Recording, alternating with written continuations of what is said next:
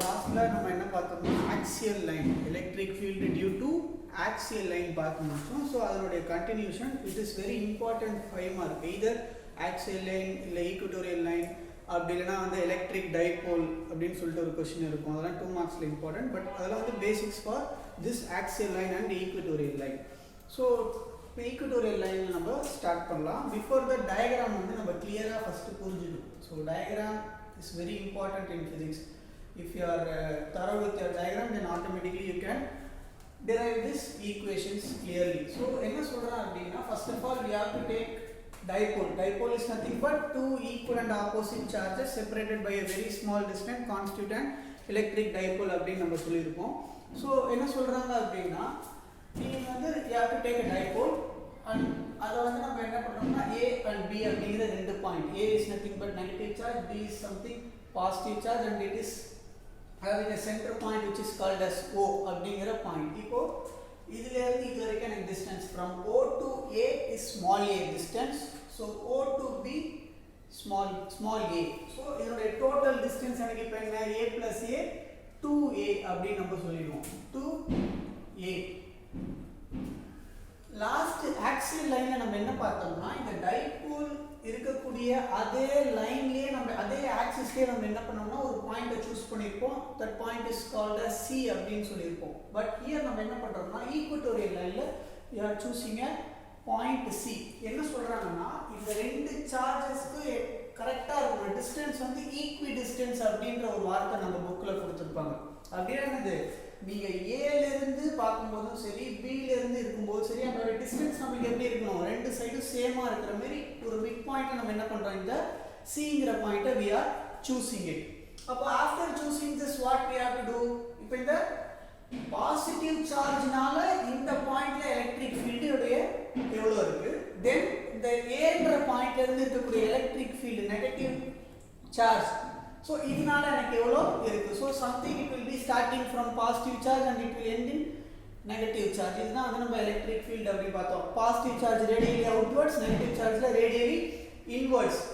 so இதுல இருந்து நம்ம என்ன பண்ண போறோம் அப்படினா, இந்த பாயிண்ட்ல நமக்கு எலக்ட்ரிக் ஃபீல்ட் E+ அப்படினு இந்த இடத்துல நம்ம கொடுத்திருப்போம். E+ அப்படினா இந்த B ல இருந்து வரக்கூடிய எலக்ட்ரிக் ஃபீல்ட் இந்த பாயிண்ட்ல எவ்வளோ, அப்புறம் இந்த நெகட்டிவ் சார்ஜ்னால எவ்வளோ அப்படிங்கறத பார்ப்போம். ஸோ ரெசல்யூட் பண்ணுறோம், ரிசால்வ் பண்ணுறோம். நம்ம வெக்டார்ஸை நம்ம ரிசால்வ் பண்ணும்போது நம்ம எப்படி எழுதுவோம், சம்திங் நம்மளுக்கு இந்த மாதிரி கிடைக்கும். So this is my E sin theta, E sin theta, E plus sin theta, E minus sin theta. So இது நம்மளுக்கு என்ன ஆகும், ஸோ அதே மாதிரி E plus cos theta வரும், E plus E minus cos theta. So E plus cos theta, E minus cos theta. So எனக்கு இப்போ இந்த ரெண்டு காம்போனன்ட்டும் மேக்னிட்யூடா இருக்கு, மேக்னிட்யூடா ஈக்குவலா இருக்கு, அதே மாதிரி எனக்கு ஆப்போசிட்டா இருக்கு. so it will cancel out. ரெண்டு என்ன எனக்கு cancel out ஆயிடும். அப்போ I can just இத நாம மறந்துடலாம். ஓகேவா? so now E plus cos theta and E minus cos theta, this is very important. என்ன சொல்றாங்க பாருங்க, you have to find the total electric field. total electric field நம்ம கண்டுபிடிக்கணும். இந்த இடத்துல ரொம்ப முக்கியமான ஒரு விஷயம் இருக்கு. என்ன அப்படின்னா, என்னுடைய டோட்டல் எலக்ட்ரிக் ஃபீல்டோட டைரக்ஷனுக்கும் என்னுடைய டைபோல் மொமெண்டோட டைரக்ஷனும் பாருங்களேன், எனக்கு அப்படியே ஆப்போசிட்டா இருக்கும். அதாவது என்னுடைய டைபோல் மொமெண்ட் வந்து ஃப்ரம் பாசிட்டிவ் டு நெகட்டிவ் போகுது அப்படின்னு நம்ம சொல்லியிருக்கோம். ஆனால் என்னுடைய டோட்டல் எலக்ட்ரிக் ஃபீல்டு எப்படி இருக்கு பாருங்க, which is exactly opposite to the direction of the dipole moment. So அதனால நம்ம என்ன பண்ணியிருக்கோம்னா, டைபோல் மொமெண்ட்ல நம்ம ஒரு மைனஸை மென்ஷன் பண்ணியிருக்கோம். ரைட். ஸோ என்ன சொல்றாங்க பாரு, next E total is equal to minus E modulus of E plus, that is electric field due to positive charge cos theta, ஒரு theta மிஸ் ஆயிடுச்சு, cos theta p cap. So just நம்ம என்ன பண்ண போறோம், இப்போ மேக்னிட்யூட மட்டும் எடுத்து பாருங்க, it will be same. எப்படி சார் சேம் அப்படின்னா 1/4π q by என்ன இருக்கு r² plus a². இது எனக்கு இங்கே இருந்து வந்துச்சு. ஜெனரல் ஃபார்முலா என்ன நம்மளுக்கு தெரியும், 1/4π q by r² தான் நம்மளோட ஜெனரல் ஃபார்முலா. கரெக்ட்டா?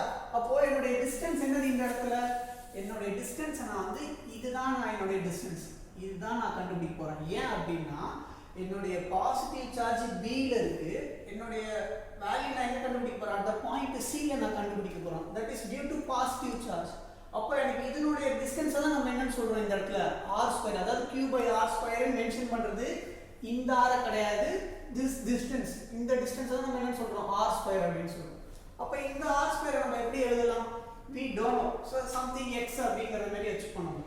இந்த சைடு எனக்கு தெரியாது, ஆனா எனக்கு இந்த ரெண்டு சைடு நமக்கு தெரியும். அப்ப நம்ம என்ன பண்ணுவோம் ஆக்சுவலா, அப்போ x2 is equal to sum of the square of other two sides. அப்போ a square plus r square, நீங்க எப்படி வேணாலும் எழுதலாம், r square plus a square னு கூட எழுதிக்கலாம். சோ அப்ப அந்த q by r square அப்படிங்கறது எனக்கு இப்ப என்னவா மாறிடுச்சு, that is q by x square, அது என்னவா மாறிடுச்சு எனக்கு a by a square plus r square, sorry a square plus r square, அதான் நான் இந்த இடத்துல எழுதிருக்கேன்.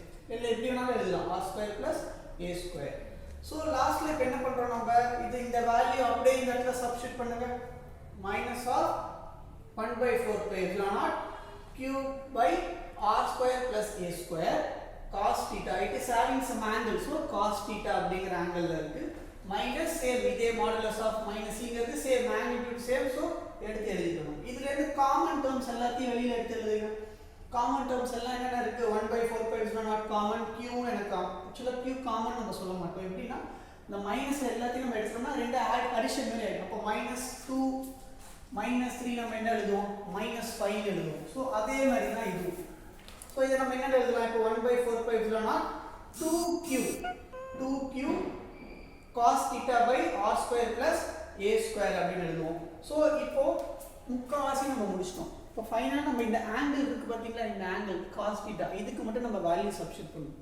cos theta உடைய ஆங்கிள் என்னது, நம்மளுக்கு என்னது ட்ரிகோனோமெட்ரிக் நம்மளுக்கு தெரியும், என்னது நம்மளுக்கு adjacent by hypotenuse, adjacent by hypotenuse. இப்போ எனக்கு இதுல adjacent side இது எனக்கு theta, சோ theta க்ளோஸரா இருக்கறத நம்ம என்ன சொல்லுவோம், adjacent side அப்படினு சொல்லுவோம். அப்ப adjacentக்கு நான் a அப்படிங்கறத எழுதிட்டேன்.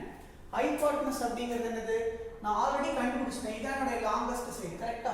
hypotenuse நான் ஆல்ரெடி கண்டுபிடிச்சிட்டேன், என்ன கண்டுபிடிச்சேன் நம்ம, x square is, அதாவது sum of other two sides நம்ம சொல்லிருப்போம். இந்த இடத்துல ரெண்டு சைடு ஸ்கொயர் ரூட் எடுத்தா என்ன ஆகும் நம்மளுக்கு, x is equal to a square plus r square னு வரும், கரெக்ட்டா. அப்போ hypotenuse நான் கண்டுபிடிச்சேன், hypotenuse நம்ம எடுத்து வந்து இங்க சப்ஸ்டிட்யூட் பண்ணியாச்சு. சப்ஸ்டிட்யூட் பண்ணிட்டு என்ன பண்றோம் நம்ம, this cos theta, now this cos theta can be rewritten, இத வந்து நம்ம என்ன பண்ணலாம், ரீரைட் பண்ணலாம், எதை வச்சு எழுதலாம், சப்ஸ்டிட்யூட் பண்ணலாம், a by root of r square plus a square, அப்போ 1 by minus 1 by 4 pi epsilon naught 1 by 4 pi epsilon naught 2q r square plus a square, same r square plus a square, this cos theta is now written with a by, இந்த ரூட்டை நம்ம என்ன பண்ணிடலாம், power 1 by 2 அப்படின்னு போட்டுக்கலாம், ஒன்றும் changes இல்லை.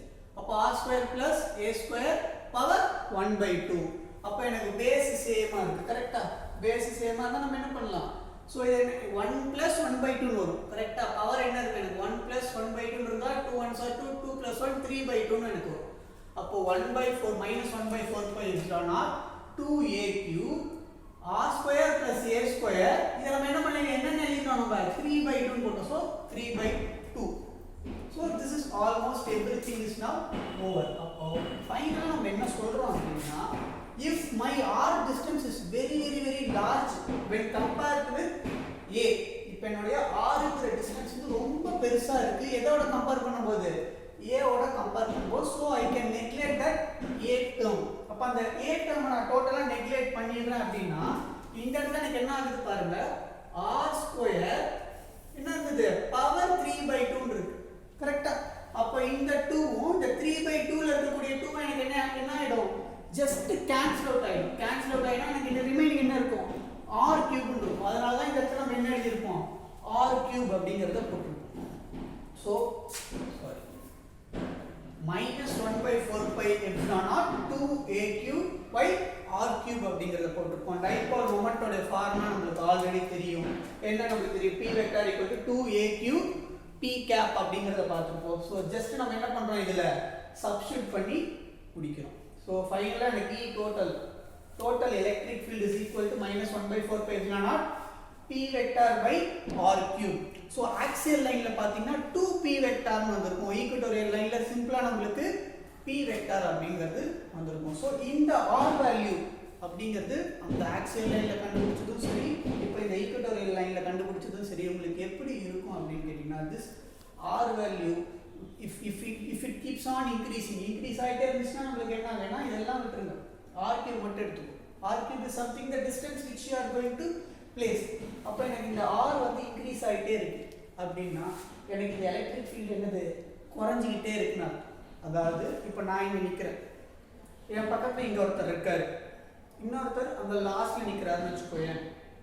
இப்போ நான் தண்ணி எடுத்து இவர் மேலே ஊற்றுறேன், இவர் மேலே அதிகமாக படுமா இல்லை லாஸ்ட்டில் இருக்கிறவங்க மேலே அதிகமாக படுமா? எனக்கு கிட்ட யார் இருக்காங்களோ அவங்கள தான் எனக்கு படும். கரெக்டாக சேம் அதே மாதிரி தான் எக்ஸாக்ட் எலக்ட்ரிக் ஃபீல்டும் அதே மாதிரி தான். நீ இப்போ எடுத்து அந்த எலக்ட்ரிக் ஃபீல்டுனா எனக்கு நான் இங்கே என்ன கம்பேர் பண்ணுறேன், ஆனாலஜி எதோட வைக்கிறேன், ஒரு வாட்டரோட வைக்கிறேன், இல்லை ஒரு ஓஸ் பைப் ஏதோ ஒன்று. அப்போது எனக்கு யார் பக்கத்தில் இருக்காங்களோ எவ்வளோ டிஸ்டன்ஸ் எனக்கு கம்மியாக இருக்கோ அவ்வளோ தூரம் அவங்க மேலே என்ன ஆகும் போய் படும் எனக்கு. இப்போ டிஸ்டன்ஸ் இன்க்ரீஸ் ஆக என்னோட எலக்ட்ரிக் ஃபீல்டோடைய வேல்யூ என்ன ஆகிடும் எனக்கு குறைஞ்சிடும் அப்படின்னு சொல்கிறாங்க. So this is your equatorial line.